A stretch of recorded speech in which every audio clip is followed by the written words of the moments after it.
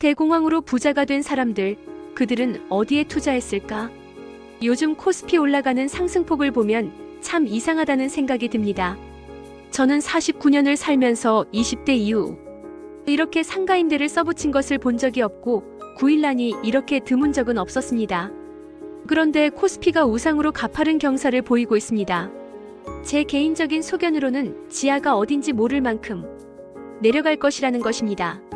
지금 중국 공산당 자금은 이 대한민국의 국채, 주식, 부동산에 다 들어와 있습니다. 이 나라 정부에서 알면서도 제재를 안 하는 것인지, 알면서도 물밑에서의 거래가 있었던 것인지, 지금 이 나라는 절체절명의 위기에 있는 것만은 확실한 것 같습니다. 이제 내가 나를 지켜야 합니다. 너무 무분별한 시대에 살고 있는 듯합니다. 문재인 정권 때가 생각나네요. 비투하고 언론 애널들은 간다 계속 간다. 우리는 역사를 학습해야 합니다. 그럼 지금 주식시장을 최고 점존에 있다 가정할 때 역사에서 돈을 번 사람의 선택은 무엇이었는지 한번 들여다볼까요? 1929년 미국의 주식시장이 무너졌습니다. 그날을 사람들은 검은 목요일이라 불렀죠. 주가가 하루 만에 11% 폭락했고 투자자들은 거리로 쏟아져 나왔습니다. 누군가는 모든 걸 잃고 누군가는 삶을 포기했어요. 그러나 놀랍게도 이 절망의 시기에 부자가 된 사람들이 있었습니다. 세상은 무너졌는데 그들은 오히려 더 부유해졌고 그들의 이름은 지금까지도 위기 속 기회를 본 사람들로 남아 있습니다. 위기 속 부자들의 첫 번째 공통점, 공포 대신 데이터를 본 사람들. 대부분의 사람들은 폭락을 보면 감정적으로 반응합니다. 이제 끝이다. 이 나라는 망했어. 하지만 부자는 감정보다 이성을 우선합니다. 그 대표적인 인물이 바로 존 템플턴. 잔 템플턴. 그는 훗날 세계 4대 투자자 중 한 명으로 불리죠. 템플턴은 대공황 당시 사람들이 공포에 질려 주식을 내던지고 있을 때 조용히 통계를 보기 시작했습니다. 이 수많은 기업 중 정말 망할 기업은 얼마나 될까? 그는 1939년 파산 직전에 미국 기업 104개를 조사했습니다. 그리고 그 중에서 살아남을 가능성이 조금이라도 있는 회사의 주식을 단돈 $1 이하로 모두 매수했죠. 사람들은 미쳤다고 했어요. 세상이 끝났는데 무슨 주식을 사냐고. 하지만 몇 년 뒤 그 기업들 중 대부분이 회복하면서 그의 포트폴리오는 10배, 20배로 불어났습니다. 템플턴은 이렇게 말했죠. 가장 비관적인 순간에 사야 가장 낙관적인 수익을 얻는다. 공포를 이성으로 바꾸는 것, 그게 위기 속 부자들의 첫 번째 습관이었습니다. 두 번째 공통점, 정보를 읽은 사람들. 대공황의 또 다른 승자는 조셉 케네디. 조서프 케너디, 바로 존 F. 케네디 대통령의 아버지죠. 조셉 케네디는 대공황이 오기 전 이미 시장의 거품을 감지하고 있었습니다. 어느 날 그는 구두 닦기 소년에게서 이런 말을 듣습니다. 아저씨, 이번 주엔 어떤 주식 사세요? 그 순간 케네디는 깨달았죠. 구두 닦기까지 주식 얘기를 할 때는 이미 시장이 너무 올라 있다는 뜻이야. 그는 즉시 보유하던 주식을 모두 팔고 현금화했습니다. 이후 시장이 폭락하자 케네디는 현금으로 부동산과 금융회사, 영화 산업 등을 인수하며 오히려 위기 속에서 자산을 불렸습니다. 그의 철학은 명확했어요. 남들이 탐욕스러울 때 나는 조심하고 남들이 두려워할 때 나는 기회를 본다. 조셉 케네디는 단순한 운 좋은 부자가 아니었습니다. 그는 세상의 흐름을 읽는 촉을 키웠던 사람이었죠. 세 번째 공통점, 미래 산업을 본 사람들. 대공황 당시에도 새로운 산업은 태어나고 있었습니다. 그걸 알아본 인물이 바로 하워드 휴즈. 그는 영화감독이자 발명가 그리고 사업가였습니다. 사람들이 불황에 움츠러들 때 그는 사람들은 결국 새로운 걸 원한다는 걸 알았어요. 그래서 그는 항공, 통신, 영화 산업에 투자했습니다. 이건 단순히 돈이 될 것 같다는 감이 아니라 세상이 다음에 어디로 갈지를 읽은 판단이었죠. 그의 회사는 훗날 미국 항공산업의 핵심 기업으로 성장했습니다. 휴즈는 이렇게 말했습니다. 위기 속에서도 인간의 욕망은 멈추지 않는다. 기술은 언제나 욕망의 다음 단계에 있다.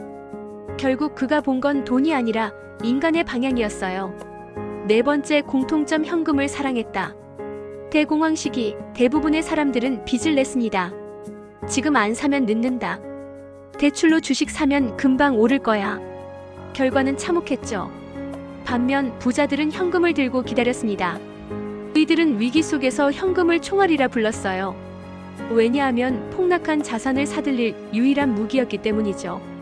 템플턴도 케네디도 휴즈도 모두 공통적으로 현금을 보유하고 있었습니다. 부자는 기회가 올 때 빚을 내지 않는다. 이미 준비된 돈으로 사는 사람이다. 이건 오늘날에도 통합니다. 경제가 흔들릴 때일수록 현금을 들고 있는 사람에게만 기회는 찾아옵니다. 5번째 공통점, 남들과 반대로 생각했다. 대공황 때 사람들은 다 팔았죠. 망했어. 이제 끝이야. 하지만 부자들은 묻지 않았습니다. 지금 팔면 누가 이걸 살까? 남들이 공포에 빠질 때 그들은 질문을 던졌습니다. 이 시기에 싸게 살 수 있는 건 뭐지? 사람들은 당장 안 사겠지만 결국 필요로 하게 될 건 뭘까? 이 질문이 바로 부자와 평범한 사람의 차이입니다. 남들이 불안해할 때 그들은 미래를 계산했습니다. 남들이 도망칠 때 그들은 차분히 지도를 펼쳤어요. 6번째 공통점, 시간을 내 편으로 만든 사람들. 대공황으로 부자가 된 사람들은 단기적 폭등을 노린 게 아니었습니다. 그들은 시간을 투자했습니다. 5년, 10년 뒤를 보며 투자했죠.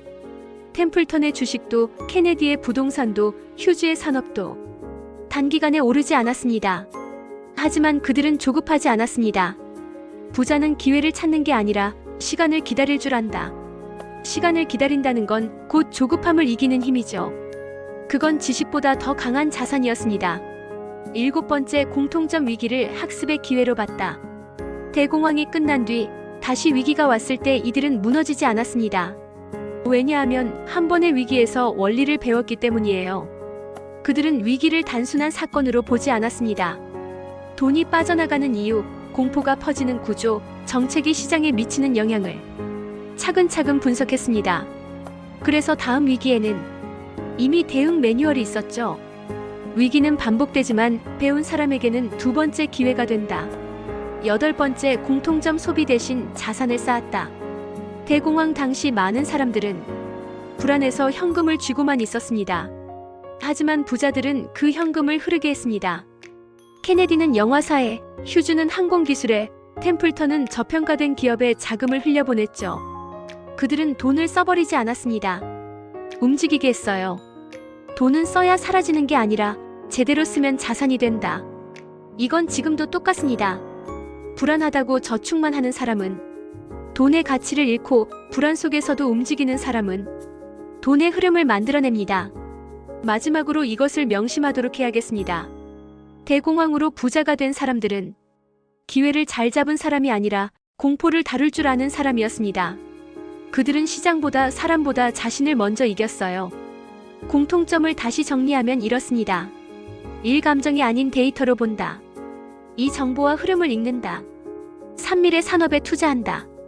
4. 현금을 무기로 삼는다. 5. 남들과 반대로 생각한다. 6. 시간을 내 편으로 만든다. 7. 위기를 학습의 기회로 본다.